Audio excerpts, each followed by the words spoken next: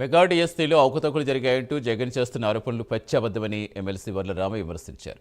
డిఎస్సీని పారదర్శకంగా నిర్వహించామని, దీనికి సంబంధించిన వివరాలు ఐఏఎస్ అధికారుల ఆధారాలతో సహా వెల్లడించారని తెలిపారు. అవకతవకలు జరిగాయంటూ వైసీపీ వేసిన 341 పిటిషన్లు హైకోర్టు కొట్టేసిందని, దీంతో నిజం తేలిపోయిందన్నారు. ఓపెన్ డిబేట్కు రావాలి లేదా అసెంబ్లీకి రావాలని అనుమానాలు నివృత్తి చేస్తానంటూ లోకేష్ సవాల్ చేసినా జగన్ నుంచి రెస్పాన్స్ లేదన్నారు రామయ్య.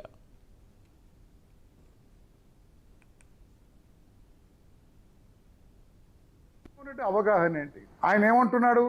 మీరు కూడా వినాలి, ఆ పాత్రికేయులు కూడా ఏమంటున్నాడు? మెగా డిఎస్సిలో అవకతవకలు జరిగినవి, దానికి గౌరవ మంత్రి వర్యులు లోకేష్ గారు ఏం చెప్పారు? అధికారులందరినీ కూడా మనం ఎలా కండక్ట్ చేసాం mega DSC tell the public అన్నారు. Ajay Jain senior IAS officer, ఆయన ప్రెస్ మీట్ పెట్టాడు. Kona Sasidhar senior IAS officer press meet పెట్టారు.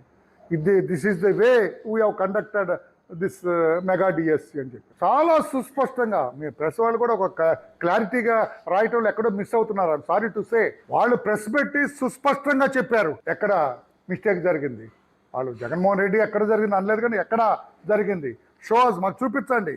మీరు డౌట్లు ఏమున్నా మేము క్లియర్ చేస్తాం. ఉదయం 10 నుంచి 5 వరకు మేము ఆఫీసులో ఉంటాం. ఎనీ డే ఎనీ టైం మీరు రండి, మీ డౌట్స్ క్లియర్ చేస్తా ఉన్నారు. ఎవరైనా వెళ్ళారండి ఒక్కళ్ళని వాళ్ళ దగ్గర? జగన్ రెడ్డి గారు బిజీ, బాబు బిజీ, ఇంకెవరైనా పంపించవచ్చు కదా.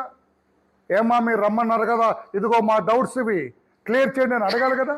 పబ్లిక్ కూడా గమనించాలి ఏం జరుగుతుందని. జగన్మోహన్ రెడ్డి అవగాహన ఏంటి? ఆయన ఏమంటారు?